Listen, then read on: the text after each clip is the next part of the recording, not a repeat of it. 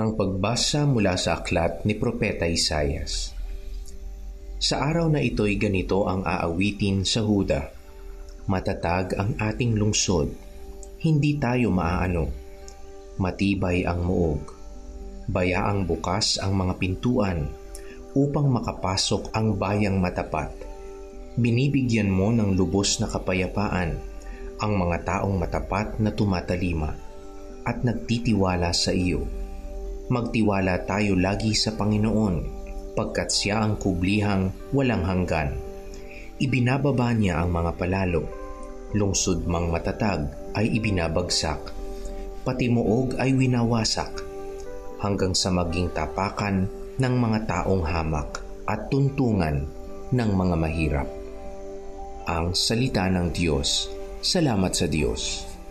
Mahalaga nung panahon na ang lungsod ay napapalibutan ng mataas at matatag na muog. Ito ang nagbibigay ng kasiguraduhan sa mga tao. Hindi sila masasalakay ng mga kaaway kung malakas ang kanilang muog. Safe sila sa loob. Pati dito sa atin, sa Pilipinas, mayroon tayong ganitong mga muog sa mga lumang kuta. Ang magandang halimbawa dito ay ang muog na nakapalibot sa Intramuros sa Maynila. Noong panahon kapag dumadating ang mga pirata mula sa dagat, tumatakbo ang mga tao sa loob ng lungsod at sinisirado nila ang pinto ng muog. Safe na ang mga tao sa loob sa nagsasalakay ng mga pirata. Isa pang larawan ng malakas na muog upang hindi salakayin ng kaaway ay ang Great Wall of China. Tinayo ito noong panahon para magbigay ng security sa kaharian ng Qin Dynasty laban sa sumasalakay ng mga tulisan at ng mga nomads.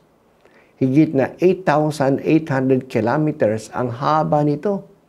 Talagang matatag ang muog na ito na nakatayo pa hanggang ngayon after 2,300 years. Ito lang ang human structure na makikita mula sa buwan. Sa awit na ating napakinggan ngayon, mas matatag kaysa muog ay ang pagtitiwala sa Panginoong Diyos. Siya ang kublihan nating walang hanggan. Ang mga taong matapat ay makakapasok sa lungsod na ang Panginoon ay ang tumatayang muog. Bibigyan niya ng kapayapaan ang mga tao na matapat na tumatalima sa Kanya at nagtitiwala sa Kanya. Ang muog man ng anumang lungsod ay mawawasak, pero ang Diyos ay palaging maaasahan.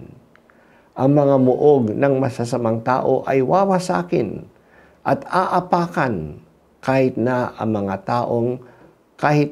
mga taong mahihirap. Magtatagumpay ang mahihirap kahit na sa mga masasama. Sa panahon natin ngayon, hindi na tayo umaasa sa proteksyon ng anumang muog. Walang muog ang makapagbibigay ng proteksyon sa pagsasalakay ng mga bomba ngayon. Nakikita natin ang kapangyarihan ng mga bomba ngayon sa digmaan sa Ukraine at sa Gaza. Pero kailanman, kailangan natin ang Panginoon sa pagsasalakay ng demonyo at ng mga kasamaan sa mundo. Ang ating labanan ay isang spiritual combat. Mas malakas ang Espiritu ng Diyos kaysa anumang espiritu sa mundo. Hindi tayo matatangay. Hindi tayo matatalo ng kaaway kung tayo ay sumusunod sa Diyos at nagpapailalim sa Kanyang kapangyarihan.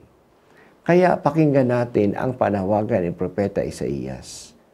Magtiwala kayong lagi sa Panginoon, pagkat siya ang kublihang walang hanggan. Ang pag-ibig ng Diyos ay matatag at palaging mananatili. Dito tayo umaasa. Maliligtas tayo, kasi iniibig tayo ng Diyos at makakaasa tayo sa Kanyang pagmamahal sa atin. Kaya manalangin tayo. Ama naming makapangyarihan, ipinakita mo ang iyong lakas at kami ay iyong tinutulungan upang ang hinahadlangan ng aming kahinaan at kakulangan ay mapalaya ng iyong pag-ibig na mapagbigay at matapat. Amen.